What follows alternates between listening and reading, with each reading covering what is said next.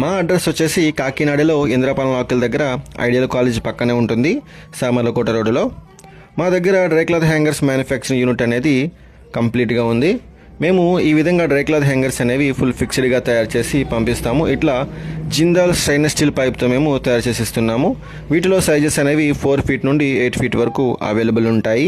మన ceiling set వచ్చేసరికి colour coating iron మెటల్తో ఇస్తున్నాము.